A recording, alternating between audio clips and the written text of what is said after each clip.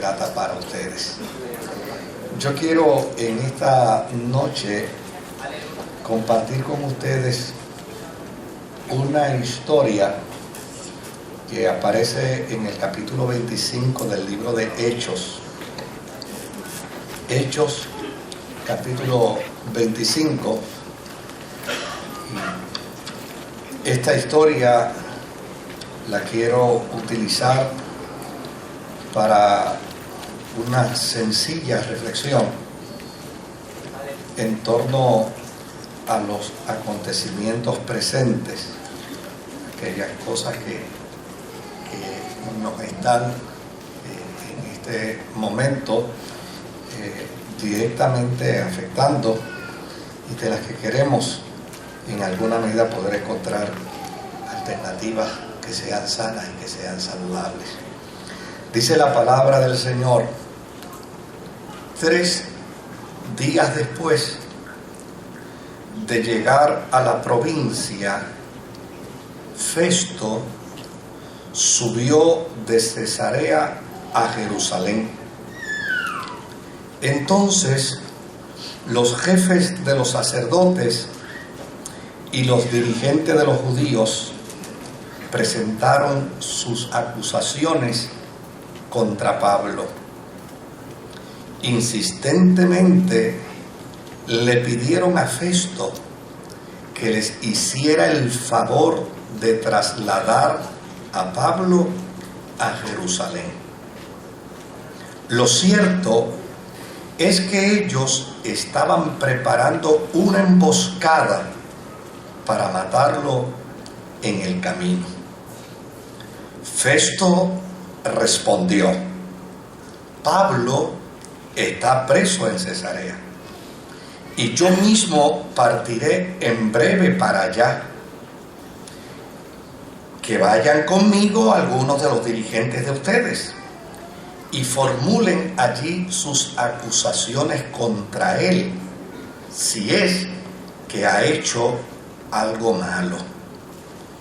Después de pasar entre los judíos unos 8 o 10 días, Festo bajó a Cesarea y al día siguiente convocó al tribunal y mandó que le trajeran a Pablo.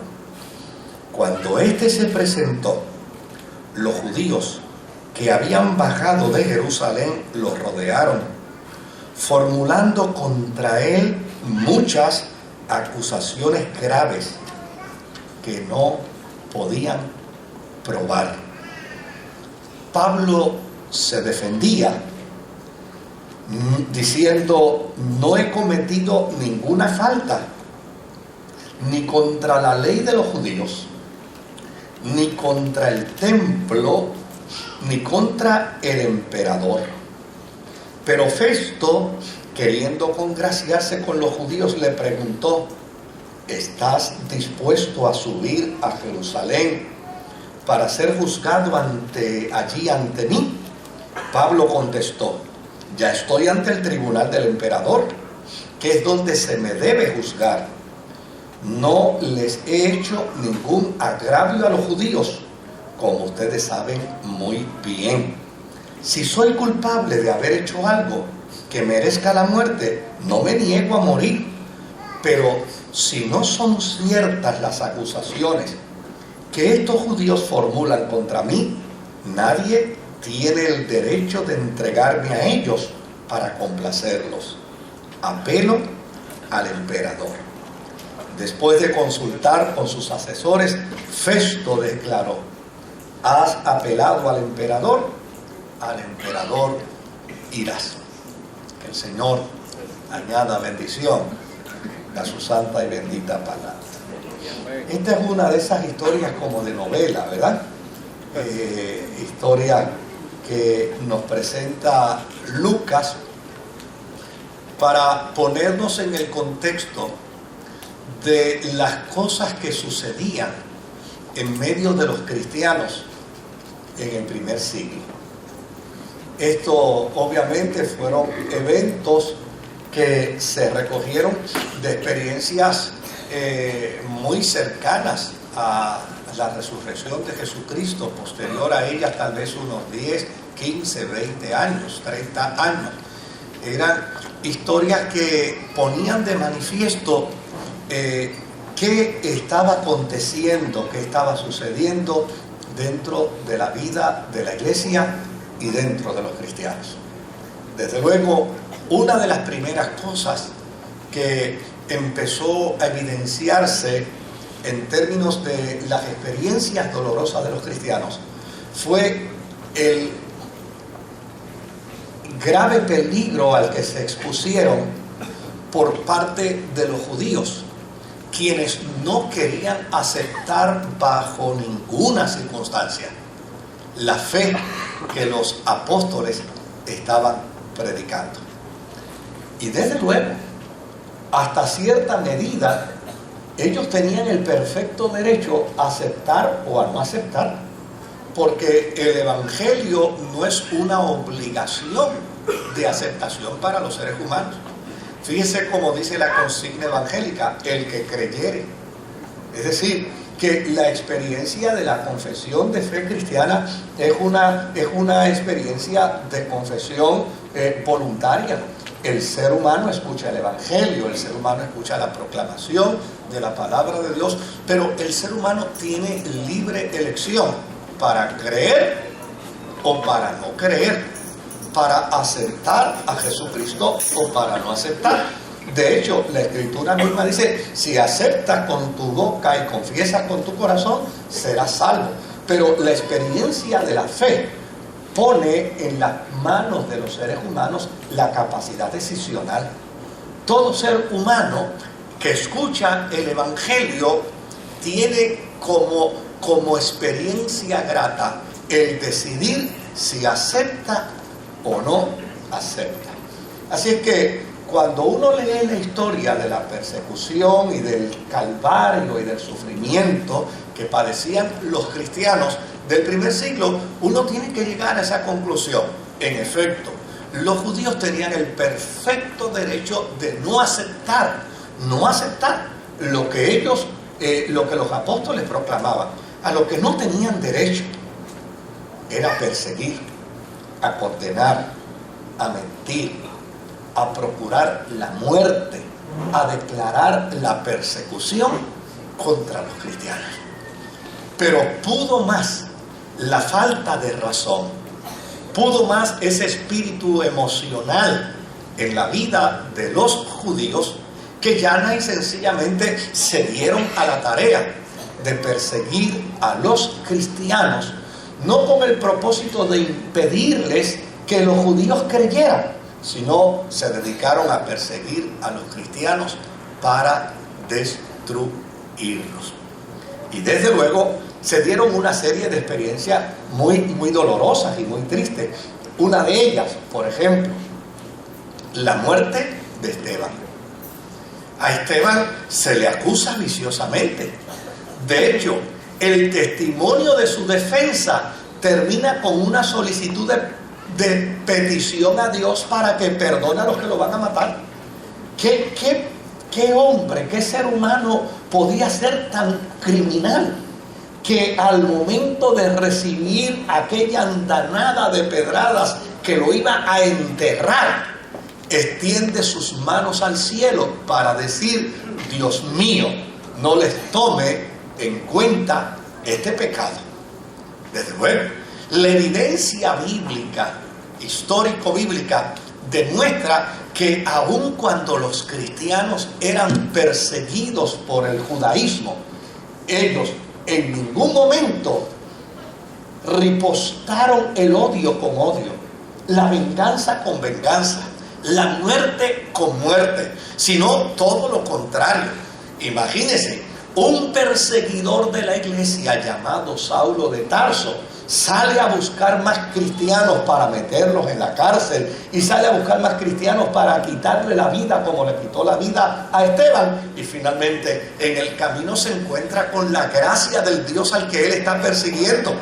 Y mire qué interesante, Jesús le declara a Saulo de Tarso: tú me estás persiguiendo a mí, sin embargo, en cambio, yo te voy a hacer un apóstol. Es decir, que la base misma del testimonio de la fe cristiana lo que demuestra es que aun cuando la cristiandad fue perseguida vilmente por el mundo judío, los cristianos siempre mantuvieron una actitud de perdón, una actitud de misericordia y una actitud de reconciliación hacia el pueblo que les perseguía. Otra de las historias dolorosas y tristes fue cuando Nerón vino al poder. Imagínense, la ciudad de Roma cae en llamas, es incendiada, y llana y sencillamente todas las sospechas apuntaban precisamente a que el que había pegado fuego a la ciudad era el mismo emperador.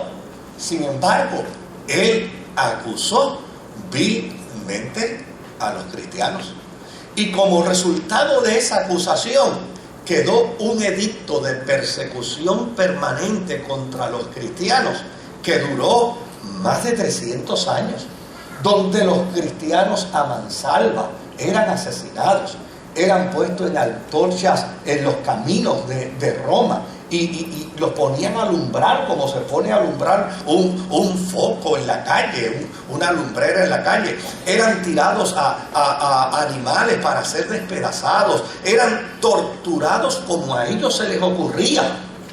Y con todo y ello, fíjese qué interesante, con todo y ello, los cristianos nunca asumieron una postura hostil contra el Imperio Romano. Todo lo contrario, ellos vencieron el odio con amor, y ellos vencieron el mal con bien, a tal punto que en el siglo IV el imperio que perseguía a los cristianos finalmente se declaró ¿qué? Se declaró cristiano. Miren qué cosa extraordinaria. El imperio que persiguió a los cristianos, que los mató, que los acusó de incendiarlos, terminó declarándose cristiano también. Ahora, esta historia que leemos precisamente de la carta del Evangelio que nos presenta Lucas y de la historia de la iglesia, nos dice precisamente que a Pablo se le sometió a una acusación.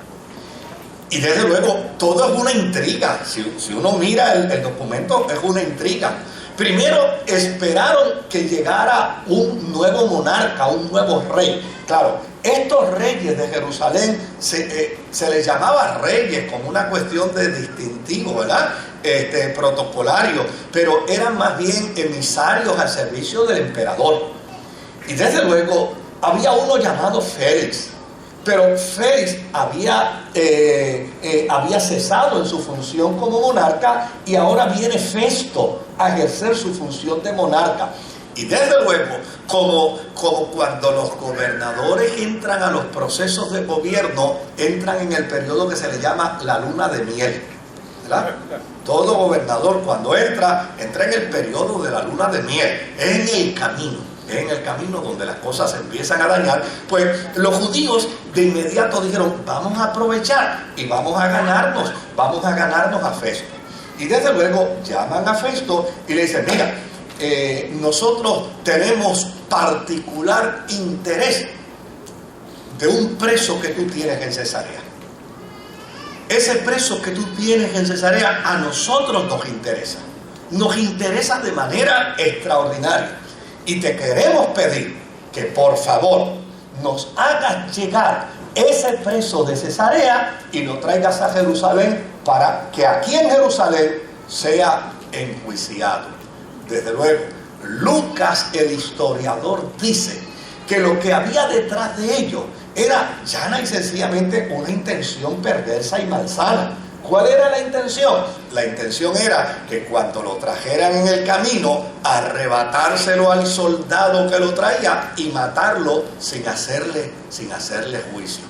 Pero desde luego, Festo, por el otro lado, como viene a una función novel, a una función nueva, quiere ajustarse a las reglas del César. Imagínense que preguntó no solamente a Félix, le preguntó a Agripa, y digo, yo quiero hacer esto bien, yo quiero cumplir con todo lo que se me ordena por el emperador como rey ahora de esta comarca. Y desde luego dice, no, él está en Cesarea preso, y allí es donde se le va a hacer juicio.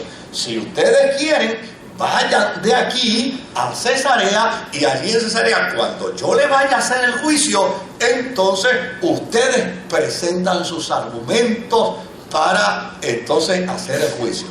Desde luego, note bien lo que dice la historia. La historia dice que llana y sencillamente todas las acusaciones que se estaban haciendo contra Pablo eran falsas. ¿De qué se le acusaba a Pablo? Pues a Pablo se le acusaba de desarrollar una campaña en contra del templo. En contra del templo de Jerusalén. Miren, la campaña contra el templo ya la tenía el Imperio Romano en su mano. La campaña contra el templo ya los romanos la tenían lista para desarrollarla. Tan es así que unos días después hubo una invasión que destruyó ¿qué? Destruyó el templo. Lo destruyó por completo. Pero ellos ahora están acusando a Pablo y están diciendo, este hombre habla mal de nuestro templo. ¿Dónde están las evidencias? No las tenemos. Pues sin evidencia no puede haber una acusación. No, pero habla mal contra nuestra ley. ¿Qué es lo que dice de la ley? Fíjese que el mismo Festo dice, dentro del capítulo, dice, de lo único que este señor habla es de un difunto llamado el Cristo, que él dice que resucitó. Es de lo único que él habla. Pero ellos dicen, él habla contra la ley. ¿Qué dice contra la ley?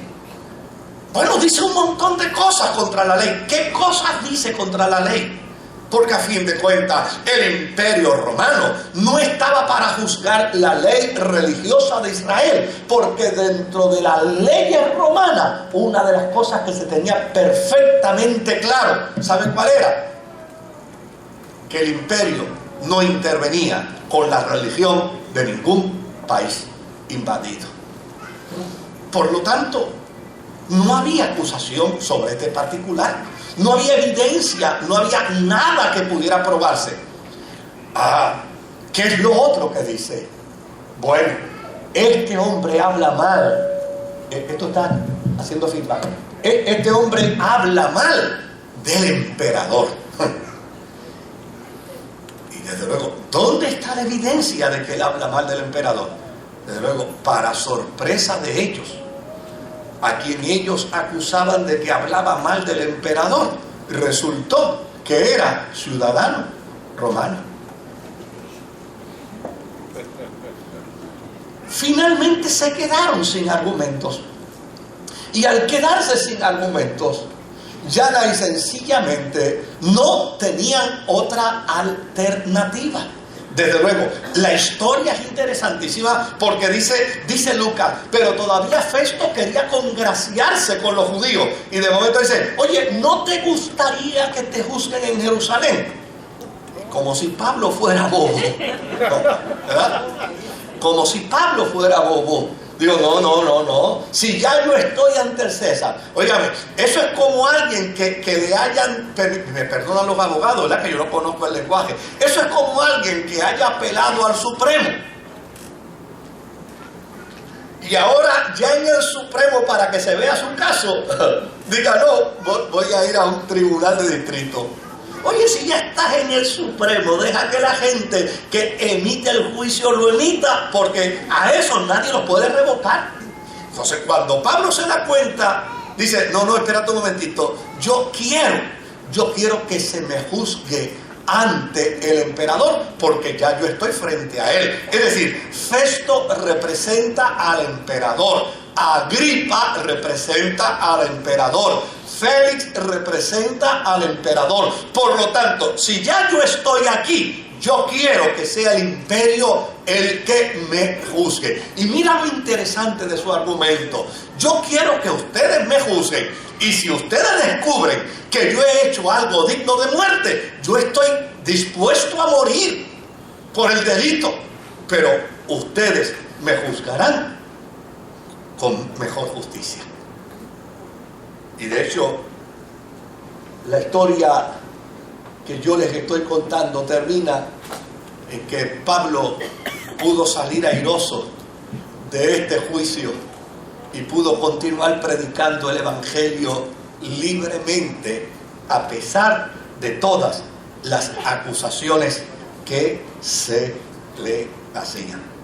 Pero mire qué interesante, Lucas dice que todas las acusaciones que eran graves contra él, no las podían probar.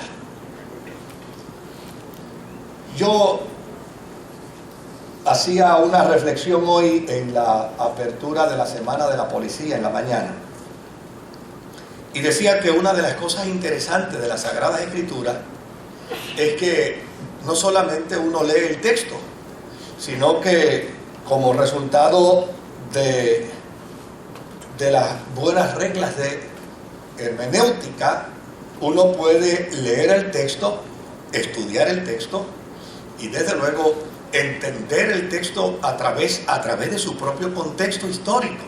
Es decir, quién escribió, cuándo escribió, por qué escribió, qué circunstancias hubo para escribir. Pero al final lo que es importante no es quedarnos con la información histórica. Al final lo que es importante es buscar la pertinencia de esa información histórica para el presente.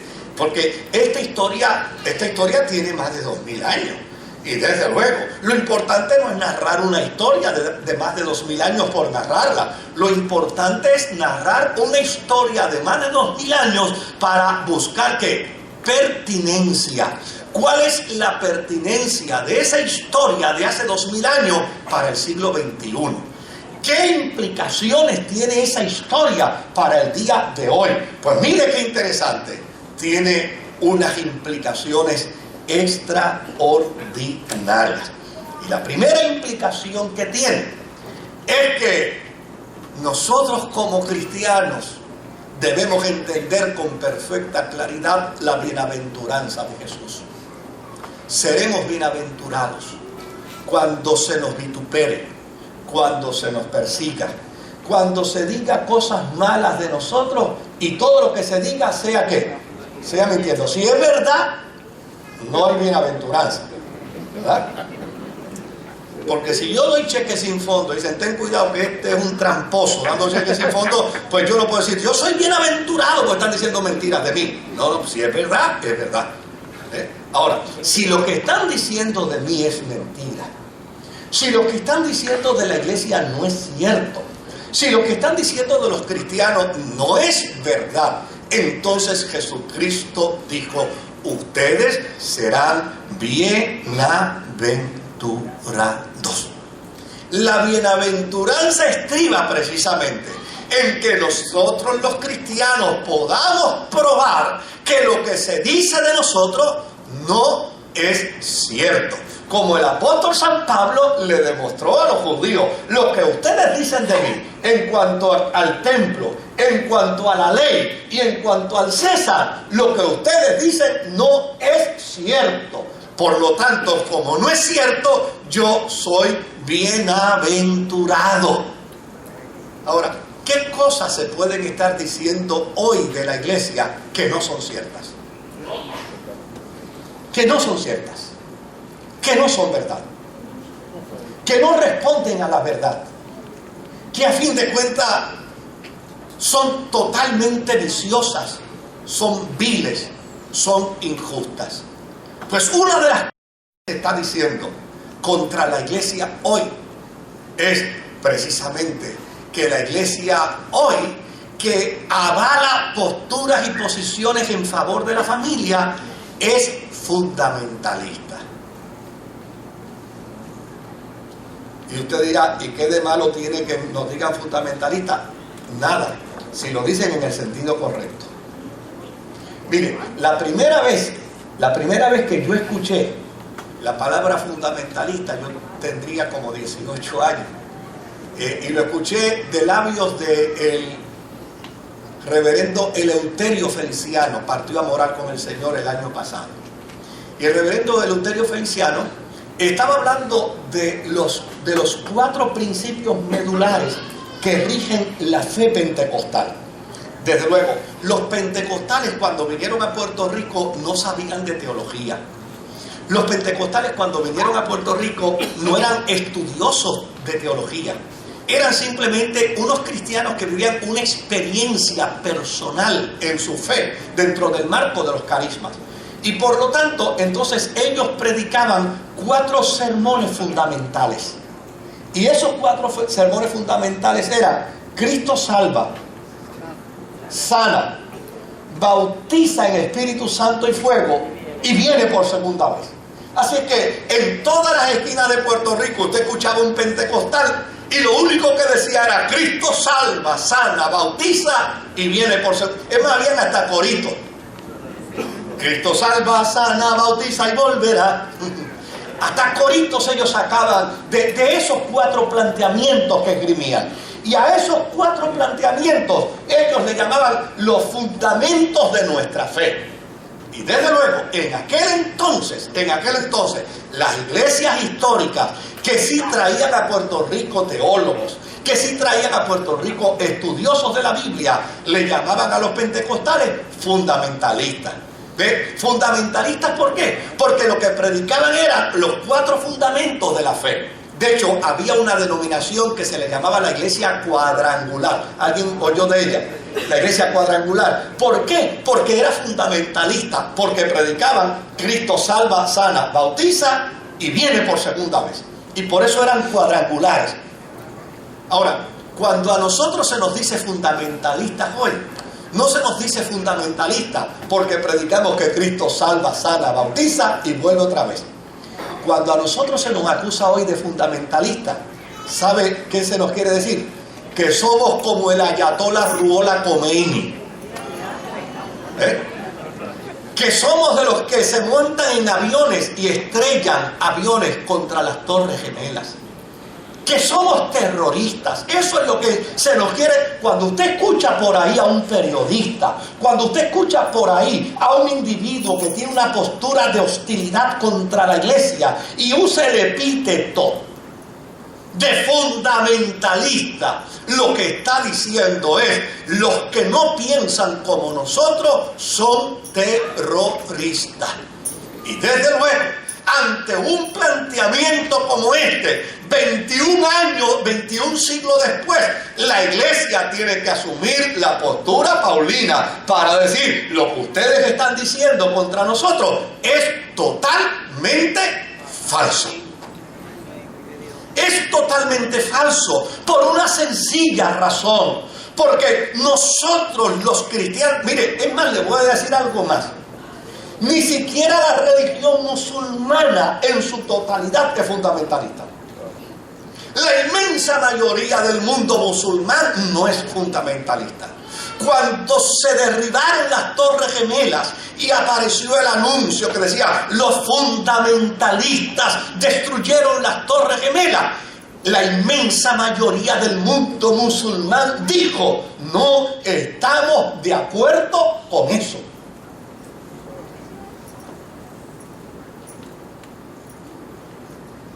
Pero desde luego, a los enemigos de la fe se les ocurrió la idea de repetir muchas veces una misma mentira con la intención de que se convierta en una verdad. Y la iglesia tiene que tener claridad sobre ese particular. Cuando alguien me dice a mí: tú eres fundamentalista, digo: ¿qué tú quieres decir con eso? Porque si tú dices que yo soy fundamentalista porque creo en los 4 principios de la fe, aunque quieras decir que soy un ignorante, no me importa. Pero si cuando tú me dices fundamentalista, tú lo que estás diciendo es que yo creo que Cristo salva, sana, bautiza y vuelve por segunda vez, claro que sí que soy fundamentalista. Pero si lo que tú quieres decirme a mí es que yo soy un terrorista religioso, capaz de destruir un edificio, capaz de destruir seres humanos, capaz de aniquilar a individuos que no crean como yo, estás diametralmente equivocado, porque el evangelio que nosotros predicamos no es un evangelio de violencia, no es un evangelio de crimen, no es un evangelio de venganza. Fíjese bien que acabo de decir hace unos minutos que en 300 años la iglesia cristiana fue perseguida y con amor y con misericordia se ganó al imperio, al punto de que el imperio se declaró cristiano también. ¿Usted se da cuenta, querido? Yo no me puedo tragar a mansalva lo que 2 o 3 por ahí quieran gritar y quieran decir, por el solo hecho de que yo no esté de acuerdo con sus posiciones, por el solo hecho de que yo no esté de acuerdo con sus planteamientos. Este no es un mensaje moralista. Yo llevo 37 años como pastor y en los 37 años nunca he dicho que soy un santo. En los 37 años como pastor, en este mismo púlpito por 27 años, he dicho en infinidad de ocasiones que he cometido errores, que he cometido pecados, que he fallado, que he desacertado hablando como cualquier ser humano. Este no es un mensaje moralista. Porque a fin de cuentas todos y cada uno de nosotros los seres humanos estamos en la experiencia de la fe cristiana siendo transformados por el Espíritu Santo. De hecho, si tuviéramos los ojos espirituales, usted pudiera ver el letrero que hay en mí y yo pudiera ver el letrero que hay en usted, que dice, perdonen los inconvenientes, está bajo remodelación. O sea, el Espíritu Santo está trabajando con todos y cada uno de nosotros. Yo no puedo plantear un mensaje moralista y un mensaje simplemente enfocado a una vida de pietismo, porque a fin de cuentas yo no lo soy. Pero lo que yo no puedo permitir es que llana y sencillamente a mí como parte del cuerpo de Cristo, como parte de la iglesia del Señor, se me acuse de algo que es totalmente falso. Nosotros no somos terroristas. Nosotros somos el cuerpo de Cristo, con un mensaje de gracia, con un mensaje de misericordia, con un mensaje de compasión. Somos la representación de la iglesia del Señor que dice, porque de tal manera amó Dios al mundo. Y cuando decimos porque de tal manera amó Dios al mundo, no me equivoco si digo porque de tal manera amó Dios a los alcohólicos, amó Dios a los adictos, amó Dios a los adúlteros, amó Dios a las lesbianas, amó Dios a los homosexuales, amó Dios a los delincuentes, porque cuando la Biblia presenta el amor de Dios, los presenta para todos. Por eso no me puedo tragar el que vengan unos individuos por ahí, porque tal vez yo no tenga la misma posición que ellos y me digan, tú eres un terrorista. No lo soy. La iglesia del Señor no es terrorista. Por el otro lado, ¿de qué otra cosa se nos acusa? Se nos acusa de homofóbicos. Homofóbicos. ¿Y sabe lo que es interesante, querido? Que la gente se lo traga. En estos días pasados hablaba una persona conmigo y me decía, estaba en una reunión. Y en la reunión empezó a debatirse este tema de la vida LGBT. Todo el mundo se expresó. Esas son las siglas de todos los movimientos homosexuales que existen. Y todos se expresaron. Cuando me preguntaron mi opinión, yo dije, yo no estoy de acuerdo con eso. Ah, pues tú eres homofóbica. Y me cayeron encima todos acusándome de homofóbica. Y yo le pregunto, ¿y te lo creíste? Bueno, fue lo que me dijeron. Pues ¿sabes algo? Yo no me lo tengo que creer. ¿Y sabes por qué no me lo tengo que creer? Porque no lo soy. Mire, si usted busca en la Real Academia Española, en el diccionario de la Real Academia Española, la fobia es un temor angustioso y obsesionante que provoca aversión hacia algo o hacia alguien. Yo tengo amigos que tienen fobia. Por ejemplo, yo tengo un amigo que tiene fobia a los lagartijos. Varón. Lleno de tatuajes, pero le tiene fobia a los lagartijos.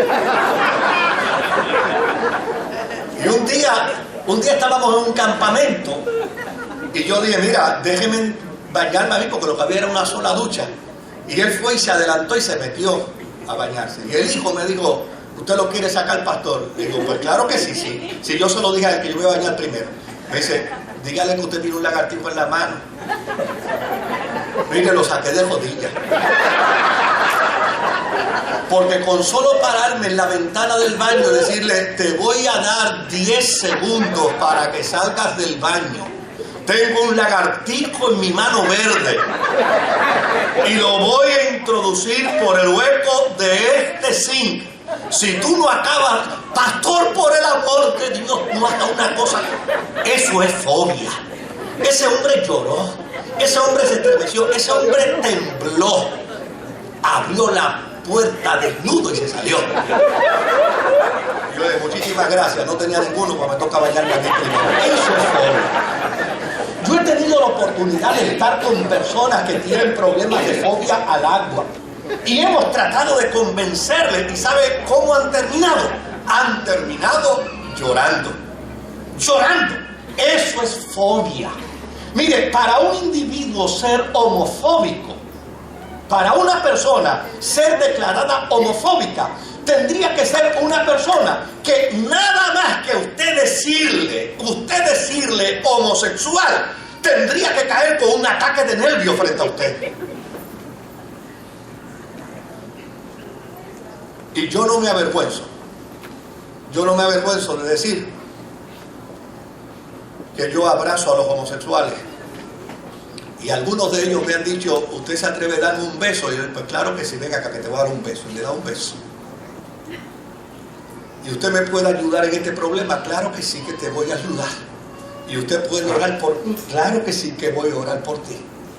¿Y usted puede trabajar conmigo dentro de esta situación? Claro que sí que voy a trabajar contigo en esta situación.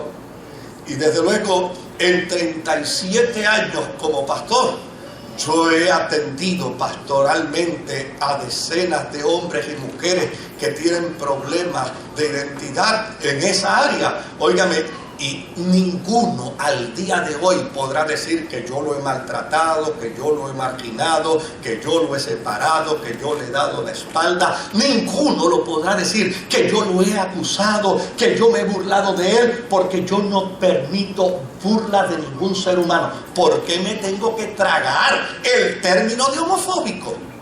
¿Por qué?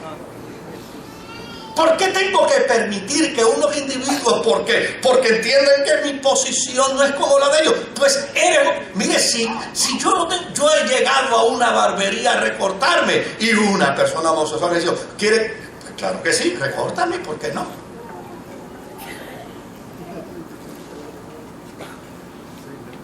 ¿Por qué me tengo que tragar el que se me acuse de homofobia y que se le acuse a la iglesia de homofobia?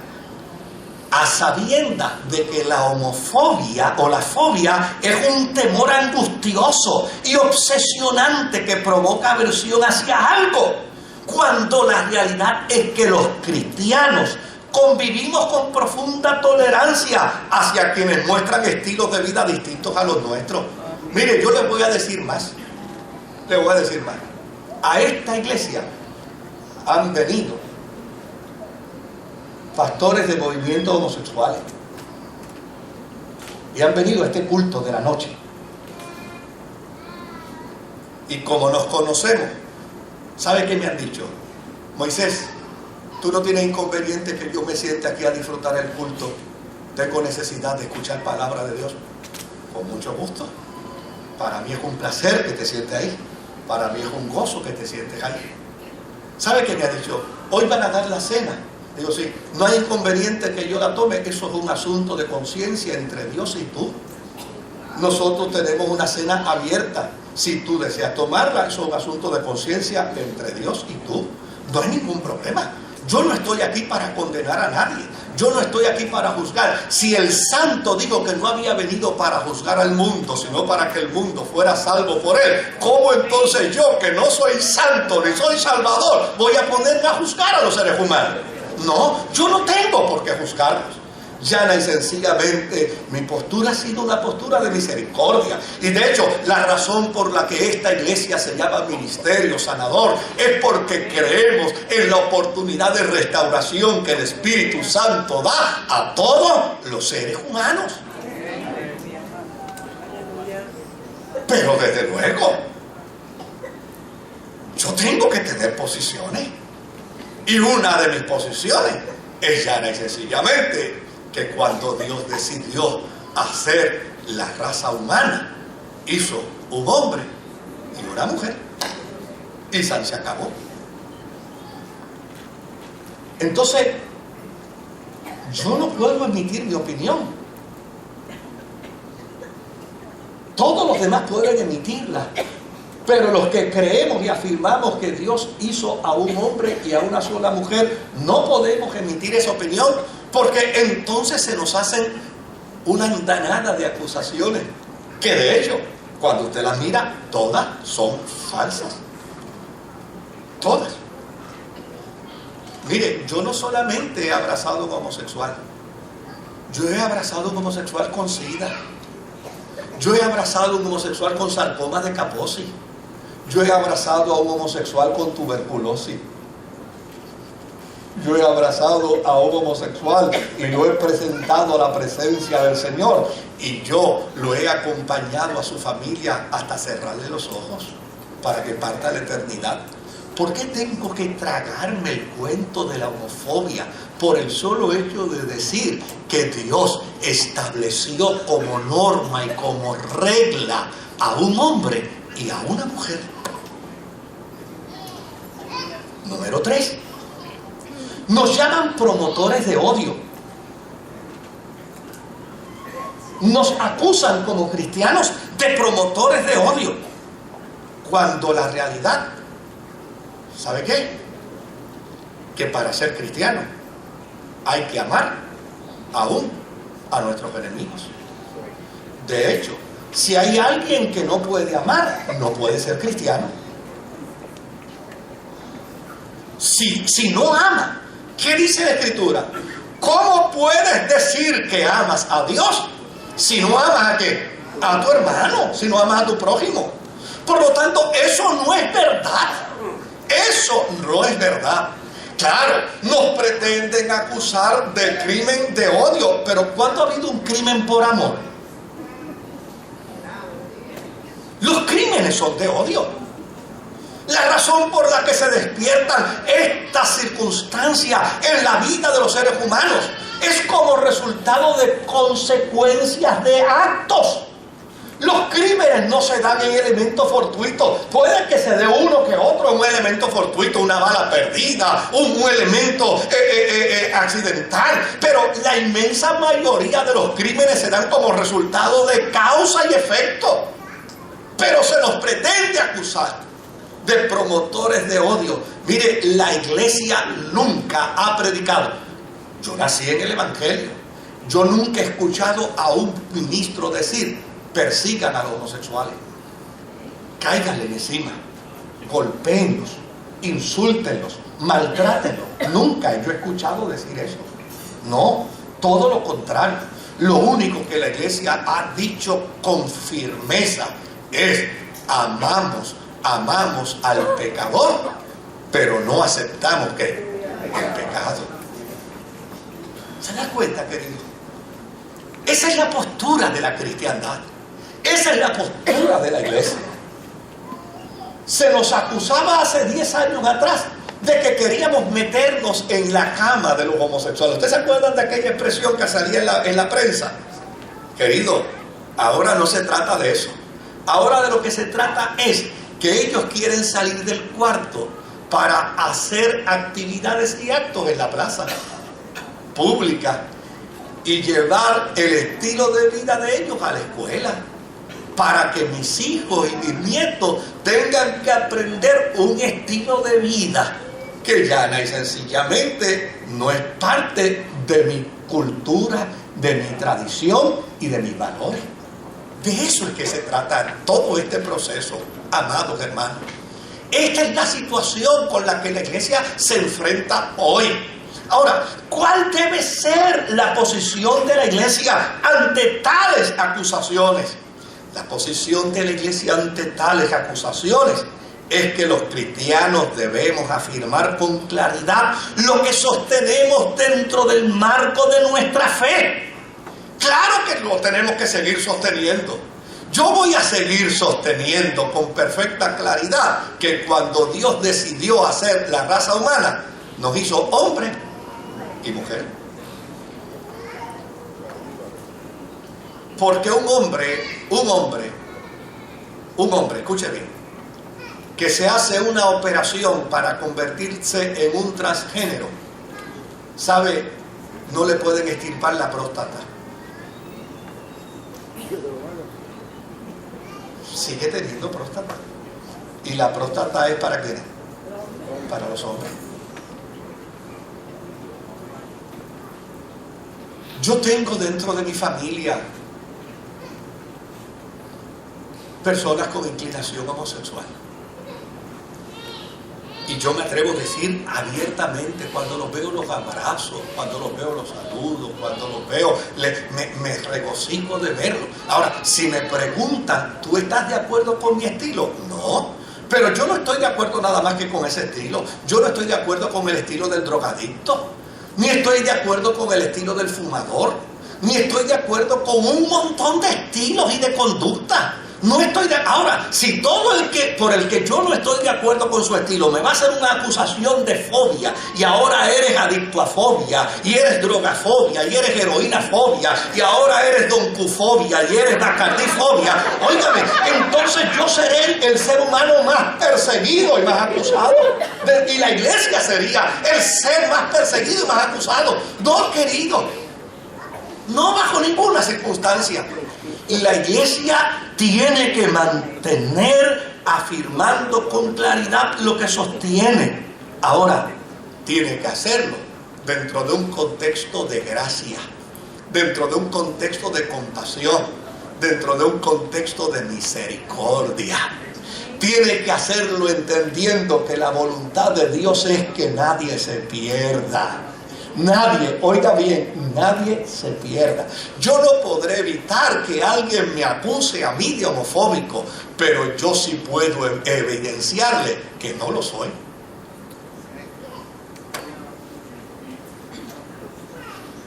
Yo no podré evitar que alguien me acuse de terrorista con el título de fundamentalista. Ahora le puedo probar que no lo soy, porque si yo fuera fundamentalista estilo del ayatollah Ruhollah Khomeini, yo les aseguro que yo no fuera el director de capellanes de la policía de Puerto Rico, porque para eso me investigaron. ¿Se da cuenta, querido? O sea, tenemos que asumir las posturas y las posiciones, pero tenemos que tener el cuidado, ¿sabe qué?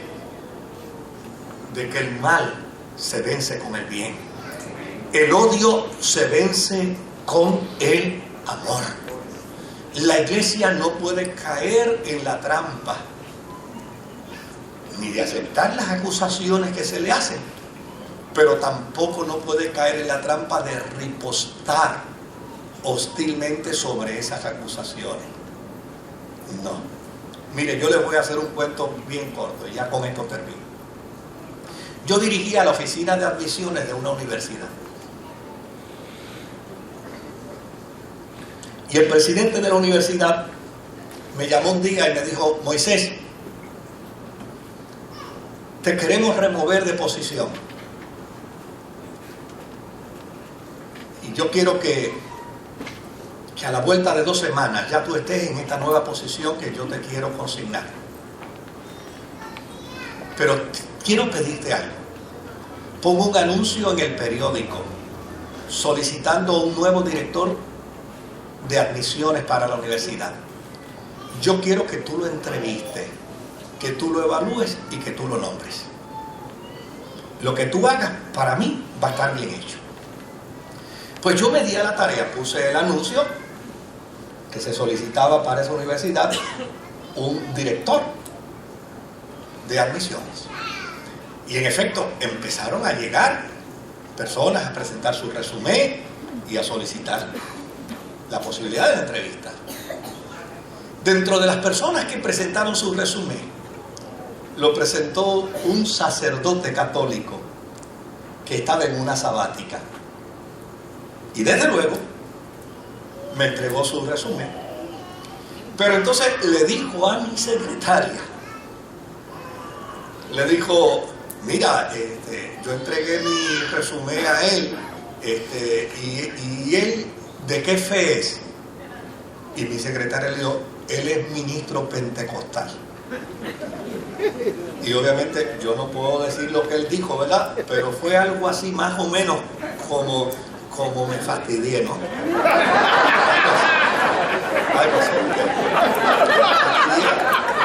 Cuando él vea mi resumen que dice que yo soy sacerdote católico, y cuando vea, no me va a dar ni siquiera una entrevista. Ahora, fíjese qué interesante. Cuando yo me dediqué el tiempo para mirar cada resumen, ¿sabe qué descubrí? Que la persona mejor cualificada para esa posición era el sacerdote. Así que unos días después le dije a la secretaria, llámate a este número de teléfono y dile a él que venga a la entrevista. Y él mismo, nos sentamos, conversamos, hablamos, vino en maones y en suéter, como que dice, para que no me... Conversamos un rato y después de nuestra conversación le dije, ¿usted estaría dispuesto? Me dice, bueno, yo tengo una sabática de 1 año, yo estoy dispuesto para empezar ahora mismo. Y yo, bueno, pues si usted está dispuesto para empezar ahora mismo, denme la oportunidad de hablar con el presidente. Por mí, ya usted es el director de la oficina de admisiones de la universidad, pero denme la oportunidad de hablar con el presidente para que él lo pueda entonces reconfirmar. Cuando salió de allí, abrió la puerta, un par de minutos después regresó y sus ojos estaban llenos de lágrimas. Me dice, ¿puedo hablarle un momento? Le dije, claro que sí, adelante. Me dice, yo tengo que pedirle perdón. Yo pensé que usted le daría esta plaza a cualquiera menos a mí, por mis convicciones de fe. Y mi respuesta fue, yo pensé, cuando leí su resumen, que usted era la persona más apta para esa posición.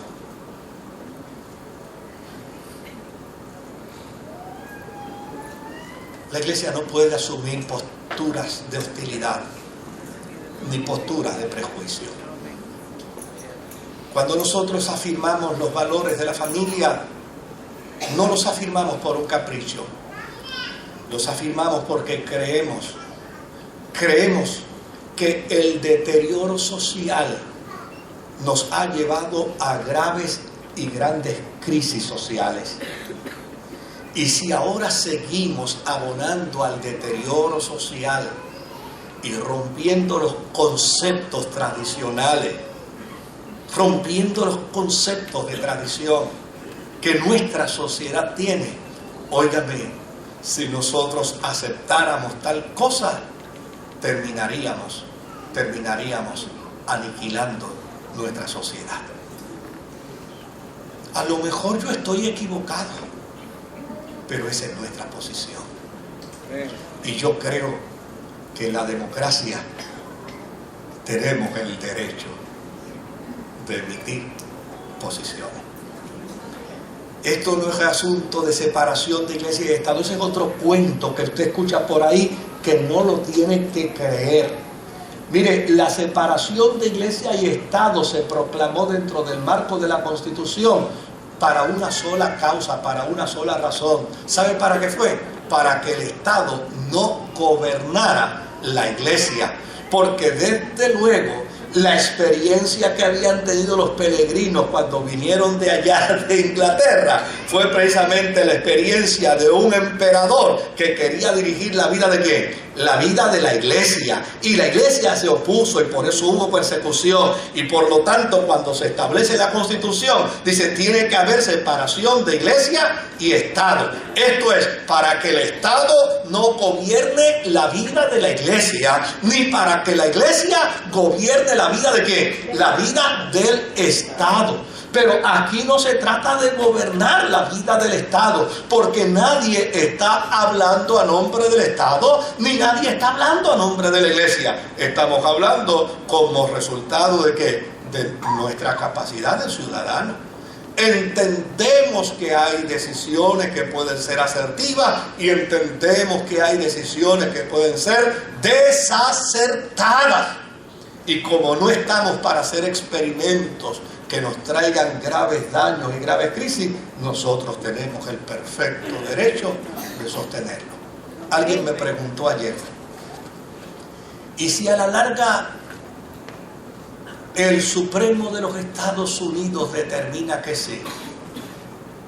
¿Sabe cuál fue mi respuesta? Seguiremos creyendo lo mismo. Y seguiremos sosteniendo lo mismo. Y seguiremos predicando lo mismo. Porque todavía no se han insertado en las páginas de la Biblia un evangelio según Barack Obama. Seguiremos predicando lo mismo. Y seguiremos con amor y con misericordia. Con amor y compasión. Tratando los temas. Porque a fin de cuentas, la Biblia dice que el pecado se corrige precisamente con misericordia y con verdad. Seguiremos afirmando nuestra verdad, pero la seguiremos afirmando en el marco de la misericordia. Que el Señor me los bendiga. Que Dios me los guarde.